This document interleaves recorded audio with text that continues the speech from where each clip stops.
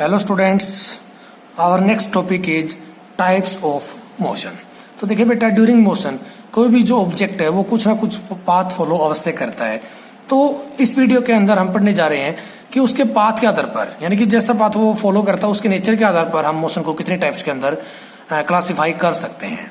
तो देखिए हमने यहाँ पर क्या लिखा, on the basis of nature of path travelled by an object during its motion the motion is classified in 3 groups. कहता है कि बेटा कोई भी ऑब्जेक्ट अपने मोशन के दौरान जैसा पाथ वो फॉलो करता है उस पाथ के नेचर के आधार पर हम मोशन को 3 ग्रुप्स के अंदर या 3 टाइप्स के अंदर क्लासिफाई कर सकते हैं। तो जो पहली टाइप है वो क्या है, ट्रांसलेशनल मोशन। जो second one is rotational motion और third one is oscillatory motion. तो देखिए बेटा, इस वीडियो के अंदर हम किससे स्टार्टिंग करेंगे, ट्रांसलेशनल मोशन से स्टार्ट करेंगे। तो देखिए हमने यहाँ पर क्या लिखा, it is the motion of a body during which path followed by its particles are parallel straight line. देखिए बेटा, जब भी बात आए किसके लिए, ट्रांसलेशनल मोशन के बारे में बात आई, तो समझ लेना कि ऑब्जेक्ट किस पे मूव कर रहा है, स्ट्रेट पाथ के ऊपर। ठीक है, स्ट्रेट पाथ के ऊपर जो मोशन होगा उस मोशन को हम क्या कहेंगे, ट्रांसलेशनल मोशन। और देखिए आपको पता है कि कोई भी जो ऑब्जेक्ट होता है वो बहुत सारे छोटे छोटे पार्टिकल से मिलकर के बना हुआ होता है। तो जब ऑब्जेक्ट क्या करेगा, किसी स्ट्रेट पाथ के ऊपर मूव करेगा तो उसके पार्टिकल्स का मोशन भी किससे कैसा होगा, स्ट्रेट पाथ के ऊपर। और वो सभी एक जैसे टाइम इंटरवल के अंदर एक जैसी डिस्प्लेसमेंट या एक जैसी डिस्टेंस ट्रेवल करेंगे, जिसकी वजह से उन सभी पार्टिकल्स की डिस्प्लेसमेंट और वेलोसिटी भी क्या होंगी, इक्वल होंगी। ठीक है, तो देखिए आगे हमने लिखा है, during this motion of the body the displacement and velocities of all particles of the body are equal. कहता है कि बेटा जितने भी पार्टिकल्स है किसी भी उस ऑब्जेक्ट के या बॉडी के, उन सभी पार्टिकल्स की डिस्प्लेसमेंट और वेलोसिटी दोनों क्या होंगे, वहां पर इक्वल होंगे। देखिए कैसे, मान लीजिए आपके पास ही कोई ऑब्जेक्ट है, ये बहुत सारे छोटे छोटे पार्टिकल से मिलकर के बना हुआ है, लेकिन इस टाइप को समझाने के लिए मैंने यहाँ पर 3 पार्टिकल्स को कंसिडर किया है। ये ऑब्जेक्ट क्या कर रहा है बेटा, किसी स्ट्रेट पाथ के ऊपर मूव कर रहा है, तो ये जो पार्टिकल्स है, पार्टिकल 1, 2 और 3, ये भी स्ट्रेट पाथ के ऊपर ही मूव करेंगे।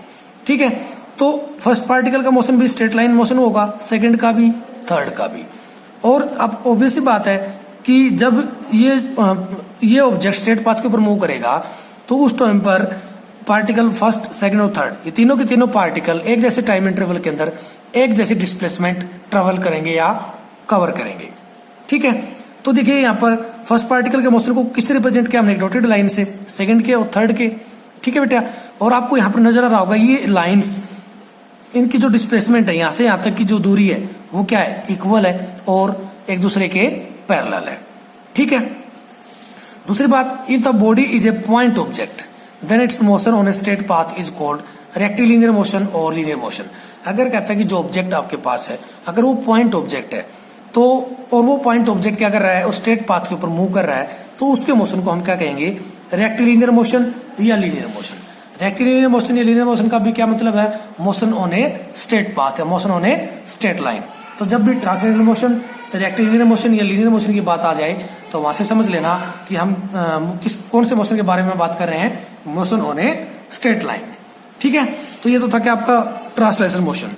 अब हम पढ़ते हैं कि इसकी जो सेकंड टाइप वो क्या है बेटा, आपकी रोटेशनल मोशन। तो देखिए हमने यहाँ पर रोटेशनल मोशन को कैसे लिखा है, रोटेशनल मोशन का मतलब है motion on a circular path. ठीक है, जब भी रोटेशनल मोशन की बात आ जाए तो समझ लेना ऑब्जेक्ट क्या कर रहा है, किसी सर्कुलर पाथ के ऊपर वो मूव कर रहा है। ठीक है, तो हमने यहाँ पर लिखा है, the motion of a body during which the path followed by its particles are concentric circles is called rotational motion. देखिए बेटा, यहाँ पर एक वर्ड आया है कॉन्सेंट्रिक सर्कल्स, पहले इसके बारे में मैं आपको बताता हूँ। कॉन्सेंट्रिक सर्कल्स का मतलब है ऐसे सर्कल्स जिनका सेंटर एक हो, जिनका सेंटर कॉमन हो। अब यहाँ पर आपको दिख रहा होगा, ये डॉटेड लाइन से मैंने 1, 2 और 3 सर्कल यहाँ पे दिखाए हैं, और तीनों सर्कल्स का जो सेंटर वो कॉमन है, ये वाला सेंटर है। तो इन सर्कल्स को हम आप क्या कहेंगे, कॉन्सेंट्रिक सर्कल्स। ठीक है, और देखिए आपको पता कि कोई भी ऑब्जेक्ट है वो बहुत सारे पार्टिकल से मिलकर के बना है, इसे थोड़ी देर पहले भी हमने बताया था। तो जब वो पार्टिकल्स क्या करेगा बेटा, किसी सर्कुलर पाथ के ऊपर मूव करेगा, वो ऑब्जेक्ट क्या करेगा, जब किसी सर्कुलर पाथ के ऊपर मूव करेगा तो उसके पार्टिकल्स भी क्या करेंगे, सर्कुलर पाथ फॉलो करेंगे। तो उनके द्वारा जो पाथ फॉलोड होगा वो क्या होगा, कॉन्सेंट्रिक सर्कल्स यहाँ पर बनाएगा। मान लीजिए कोई ऑब्जेक्ट है, उसका फर्स्ट पार्टिकल ये, सेकंड ये, थर्ड ये, और ऑब्जेक्ट क्या कर रहा है, गोल गोल घूम रहा है, यानी कि सर्कुलर पाथ के ऊपर मूव कर रहा है। तो उस टाइम पर फर्स्ट, सेकंड और थर्ड पार्टिकल के द्वारा जो पाथ फॉलो किया जाएगा वो कुछ इस प्रकार का होगा, जैसा कि हमने यहाँ पर डॉटेड लाइन से रिप्रेजेंट किया है। ठीक है, तो देखिए इससे आगे हमने लिखा है during the motion of the body the linear displacement और linear velocity of its particles are not equal. कहता है कि ऐसे मोशन के दौरान, सर्कुलर मोशन के दौरान आपको पता है कि जो वेलोसिटी है वो क्या है, वेलोसिटी और डिस्प्लेसमेंट दोनों क्या है, वेक्टर क्वांटिटी। ठीक है, तो जो वेक्टर क्वांटिटी होती है उसका कुछ मैग्नीट्यूड भी होता है और उसका कुछ डायरेक्शन भी होती है। तो जब कोई भी ऑब्जेक्ट मूव करेगा तो सर्कुलर पाथ पे मूव करेगा तो उसका मैग्नीट्यूड इक्वल हो सकता है वहां पे, लेकिन डायरेक्शन क्या होगी, बार बार चेंज होगी। ठीक है, अगर हम बात करें इस पॉइंट पे, इस पे, इस पे, इस पे, तो हर पॉइंट के ऊपर उसके मोशन की जो डायरेक्शन है वो क्या हो रही है, चेंज हो रही है। ठीक है, तो इसलिए क्या कहेंगे कि इनके द्वारा, जो इन पार्टिकल्स के द्वारा जो पाथ फॉलोड होगा वो कॉन्सेंट्रिक सर्कल जरूर होगा, लेकिन उसकी लीनियर डिस्प्लेसमेंट और लीनियर वेलोसिटी क्या होंगी, इक्वल नहीं होगी। क्यों? क्योंकि उन पार्टिकल्स की हर इंस्टेंट के ऊपर डायरेक्शन चेंज हो रही है। But angular displacement and angular velocity of its all particles are equal. ये हम आगे पढ़ेंगे एंगुलर डिस्प्लेसमेंट और एंगुलर वेलोसिटी क्या होती है, लेकिन सिंपली ये बता देता हूं यहां पर कि उसका एंगल, ठीक है, उन पार्टिकल्स का एंगल क्या हो रहा है, उसके मोशन के दौरान बार बार चेंज हो रहा है। ठीक है, जिसकी वजह से उसके डिस्प्लेसमेंट को और वेलोसिटी को हमने क्या कहा वहां पर, एंगुलर डिस्प्लेसमेंट और एंगुलर वेलोसिटी। ठीक है बेटा, तो सर्कुलर मोशन के दौरान एंगुलर डिस्प्लेसमेंट और एंगुलर वेलोसिटी हमेशा क्या हो सकती है, इक्वल हो सकती है। ठीक है, अगर कोई ऑब्जेक्ट कांस्टेंट स्पीड से मूव करे, सर्कुलर पाथ के ऊपर कांस्टेंट स्पीड से मूव करे, तो उस ऑब्जेक्ट की वहां पर एंगुलर डिस्प्लेसमेंट और एंगुलर वेलोसिटी कांस्टेंट होंगी।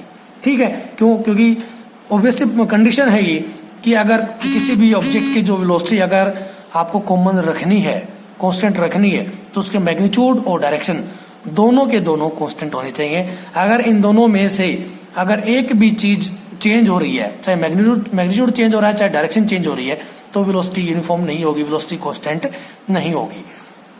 ठीक है, तो जब कोई भी ऑब्जेक्ट सर्कुलर पाथ के ऊपर मूव करेगा तो उसकी एंगुलर वेलोसिटी और एंगुलर डिस्प्लेसमेंट इक्वल हो सकती हैं, लेकिन लीनियर डिस्प्लेसमेंट और लीनियर वेलोसिटी इक्वल नहीं होंगी। ये बात ध्यान रखना। ठीक है, दूसरी बात, if a point object moves on a circular path then its motion is called circular motion. कहता है कि अगर ऑब्जेक्ट सर्कुलर पाथ के ऊपर मूव कर रहा है तो उसका जो मोशन होगा, उसको मोशन को हम क्या कहेंगे, सर्कुलर मोशन। अगर पॉइंट ऑब्जेक्ट किसी सर्कुलर पाथ के ऊपर मूव कर रहा है तो उसके मोशन को हम क्या कह देंगे वहां पर, सर्कुलर मोशन। ठीक है बेटा, इससे अब बात करते हैं इसकी थर्ड टाइप की, ऑसिलेटरी मोशन के बारे में हम बात करते हैं। ऑसिलेटरी मोशन क्या होता है? तो आपको देखिए, ऑसिलेटरी मोशन का मतलब है टू एंड फ्रो। जैसे कि मान लिया आपने आपके घर में वॉच हो और उसके नीचे आपने कई बार देखा है कि जो वॉल क्लॉक होती है तो उसके नीचे कई बार एक बिल्कुल स्ट्रेट डंडा सा या कोई चेन होती है और नीचे एक बॉल बंधी हुई होती है। ठीक है, कुछ इस प्रकार से, जैसे मान लिया ये आपकी घड़ी है, घड़ी के नीचे एक सीधी स्ट्रेट एक स्टिक है और स्टिक के नीचे क्या होगी, एक छोटी सी बॉल टाइप में गोल आकार कुछ होगा। ठीक है, तो उसको हम क्या कहते हैं, पेंडुलम। तो जो आपकी वॉल क्लॉक है उसके अंदर एक पेंडुलम लगा होता है, तो और वो बार बार कुछ इस प्रकार से बार बार मूव कर रहा होता है। ठीक है, तो उसके मोशन को हम क्या कहते हैं, टू एंड फ्रो या बैक एंड फोर्थ मोशन। ठीक है, या सिंपली हम ये भी कह सकते हैं कि वो ऑब्जेक्ट क्या कर रहा है, ऑसिलेट कर रहा है। ठीक है, तो देखिए सबसे पहले हम बात करें कि ऑसिलेटरी मोशन होता क्या है। It is the motion of a body during which the body moves to and fro. कहता है बेटा, इस मोशन के दौरान जो बॉडी है वो टू एंड फ्रो या बैक एंड फोर्थ मूव करता है about a fixed position after regular interval of time. कहता है कि उसके जो मूवमेंट का जो टाइम इंटरवल है वो क्या कर रहा है, कांस्टेंट होता है, इक्वल होता है। ठीक है, वो रेगुलर इंटरवल के बाद ही वो अपने एक फिक्स पोजीशन पर पहुंच पाता है। The fix position about which motion is repeated is called mean position. कहता है कि उसकी जो फिक्स पोजीशन है जिसके अबाउट वो मूव कर रहा है उसको हम कहते हैं mean position. And maximum displacement from mean position is called amplitude of oscillation. और कहता है कि जो मैक्सिमम डिस्प्लेसमेंट होगी किससे, उसकी मीन पोजीशन से, तो उसको हम क्या कह देंगे, एम्पलीट्यूड ऑफ ऑसिलेशन। देखिए यहाँ पर समझा देते हैं। मान लीजिए ये कोई रिजिड स्पॉट है, इससे हमने क्या ली, रिजिड स्पॉट यानी कि कोई छत दीवार वगैरह कुछ है, और हमने क्या ली, एक स्ट्रिंग ली, एक रस्सी ली, और उस रस्सी के नीचे हमने क्या किया, एक बॉल लटका दी। ठीक है, ये क्या बन गया आपके पास, एक सिंपल पेंडुलम। अब देखो बेटा, जब ये मूव नहीं कर रहा है तो ये रस्सी क्या होगी, कुछ ऐसे, इसकी पोजीशन क्या होगी, ये वाली। जब ये ऐसे ऐसे मूव नहीं कर रहे होगी बॉल, ठीक है, ये यानी कि हिल नहीं रहा होगा, तो उस टाइम पर किस जगह स्थिर होगा, किस जगह रेस्ट में होगा, ये इस जगह पर। तो इस पोजीशन को हम क्या कहते हैं, इसकी मीन पोजीशन। ठीक है, पेंडुलम किस में है, मीन पोजीशन के दौरान। लेकिन अगर मैं क्या करूं, इस बॉल को पकड़ूं, कुछ इधर ले जाऊं, ठीक है, मैंने इसको पकड़ा और कुछ यहां ले आया, और यहां लाके हमने क्या कर दिया, इसको सस्पेंड कर दिया, यानी कि छोड़ दिया। जब इसको हम छोड़ेंगे तो ये क्या करेगा, वापिस अपनी मीन पोजीशन पे आएगा, और ड्यू टू पोटेंशियल एनर्जी ये क्या करेगा, इधर भी जितनी डिस्टेंस यहां से यहां तक कवर करी उतनी डिस्टेंस ये इधर भी कवर करेगा। ठीक है, तो देखिए बेटा, ये जो मोशन है, अच्छा यहां से फिर क्या होगा, यहां पर आके रुक जाएगा, और रुकने के बाद फिर क्या करेगा, due to its potential energy ये वापस अपनी मेन पोजीशन पे जाएगा और वापस यहां तक पहुंचेगा। तो यानी कि ये क्या करता रहेगा, ऐसे ऐसे मूव करता रहेगा। इसके मोशन को हम क्या कहेंगे यहाँ पर, टू एंड फ्रो मोशन। ठीक है, टू एंड फ्रो या बैक एंड फोर्थ मोशन भी इसको हम कह सकते हैं। तो देखिए बेटा, अब ये जो इसको हम बॉब या बॉल कह सकते हैं, यहाँ पर ये जो बॉब है यहां से यहां तक जाने के लिए एक पर्टिकुलर टाइम लेती है, एक फिक्स टाइम लेती है, जिसको कि हम क्या कहते हैं, टाइम इंटरवल ऑफ ऑसिलेशन। यानी कि यहां से लेकर यहां तक और यहां से वापस यहां तक जाने के लिए जब ये क्या करेगी, ये बॉल यहां से चली और यहां से यहां आई और वापस यहां से यहां चली गई, तो इसने क्या किया, एक ऑसिलेशन कंप्लीट कर दिया। ठीक है, कितना ऑसिलेशन कंप्लीट हुआ यहाँ पर, 1 ऑसिलेशन। अगर वेव की फॉर्म में अगर रिप्रेजेंट करना चाहूं तो ये क्या करेगा बेटा, जब मैं इसको यहां से यहां ले गया, यानी कि यहां से यहां ले गया और वापस ये क्या करेगा, इस मेन पोजीशन पे आएगा, यहां से यहां ले गया यानी कि टॉप पे आ गया, इससे मैंने छोड़ दिया तो ये वापस अपनी मेन पोजीशन पे आएगा और फिर क्या करेगा, ये उससे अपोजिट डायरेक्शन में मूव करेगा। ठीक है, कुछ इधर आएगा, फिर वापस यहां से क्या होगा बेटा, वापस जाएगा, वापस अपनी मेन पोजीशन पे जाएगा। तो यहां से लेकर यहां तक और यहां से लेकर यहां तक की जो डिस्प्लेसमेंट है उसको हम क्या कह देते हैं, 1 ऑसिलेशन। ठीक है, तो इसलिए इसके मोशन को हम क्या कहते हैं, ऑसिलेटरी मोशन। ओके, इसकी मेन पोजीशन से जो एक्सट्रीम एंड्स की जो दूरी है, ठीक है, यहां से उठाकर हम क्या लेंगे यहां तक, तो ये इसका क्या है, मैक्सिमम डिस्टेंस। इस मैक्सिमम डिस्टेंस से डिस्प्लेसमेंट को हम क्या कहते हैं, एम्पलीट्यूड ऑफ ऑसिलेशन। इस मेन पोजीशन से लेकर यहां तक की जो डिस्प्लेसमेंट है उसको हम क्या कहेंगे, एम्पलीट्यूड ऑफ ऑसिलेशन। ठीक है, और सिंपली अगर वेव के फॉर्म में कहोगे तो ये जो पीक है, इसकी पीक से इसकी इस एक्सिस की जो डिस्टेंस है इसको हम क्या कह देते हैं, एम्पलीट्यूड। ठीक है बेटा, तो देख लीजिए, मैं फिर से रिपीट कर रहा हूं, it is the motion of a body during which body moves to and fro about a fix position. ठीक है, ये फिक्स पोजीशन कौन सी थी, ये वाली। इस पोजीशन के अबाउट क्या कर रहा है, ये पेंडुलम बार बार मूव कर रहा है। ठीक है, और आपको पता है कि जितने टाइम इंटरवल के बाद ये वापस आएगा। ठीक है, यहां से लेकर यहां गया और यहां से लेकर यहां तक आया। ठीक है, तो ये टाइम पीरियड हो गया इसका एक सिंपल ऑसिलेशन का। ठीक है, तो देखिए यहां पर हमने क्या बताया कि ये जो अपनी फिक्स पोजीशन के अबाउट क्या करेगा, मूव करेगा कितने टाइम इंटरवल के बाद, एक फिक्स टाइम इंटरवल के बाद। यानी कि मान लीजिए यहां से यहां तक और वापस यहां तक आने में 1 सेकंड लगता है, तो उससे अगले 1 सेकंड के अंदर भी वापस ऐसे मूव करेगा ये।